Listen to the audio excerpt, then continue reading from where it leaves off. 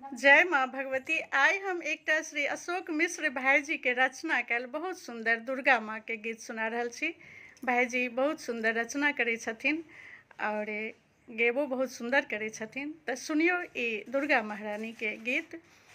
हमीरो निहोरा जननी अहाँ जो निटारू ये दुर्गा महारानी सहलो ने जाइए आब कलेसी।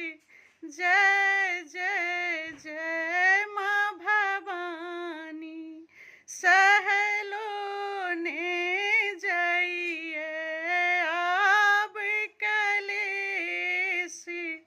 जय जय जय माँ भवानी हमीरो निहोरा जननी अहाँ जो निटारू ये दुर्गा महारानी सहलो ने जाइए आब कलेसी।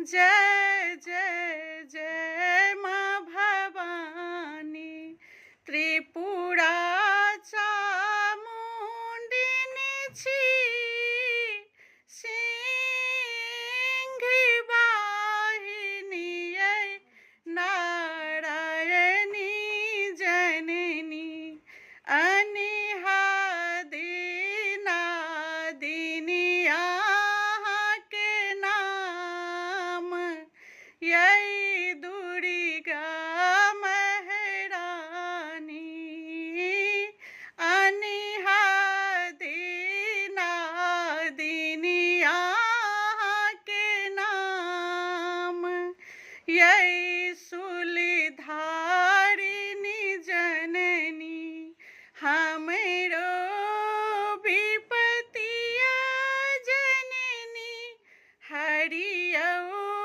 विपतिया हमर सुनियो जग कल्याणी ये दुर्गा महारानी।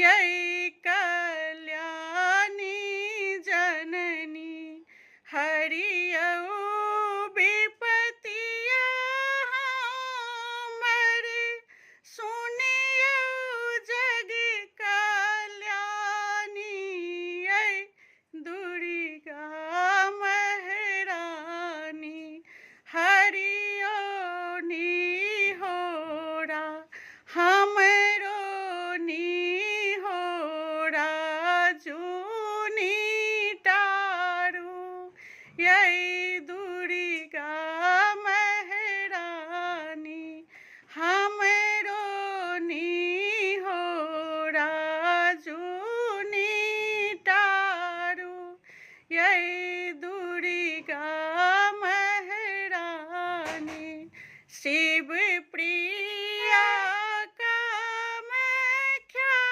छी तारा तेजस्वी यै ब्रह्मचारिणी जननी अशोक के करियौ माँ उद्धार यै विंध्यवासिनी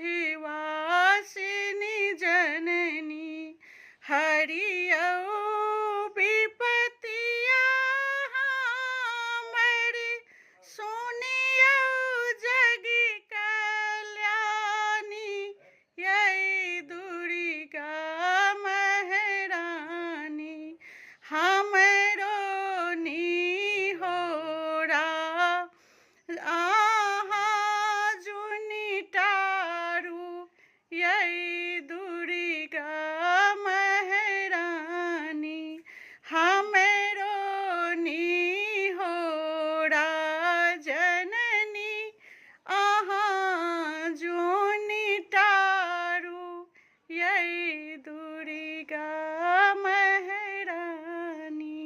जय माँ भगवती। गीत कनी बहुत नमहर छलै और कतौ कनी मिस्टेक भेल होइ तऽ माफ करबै। जय मिथिला, जय माँ भगवती।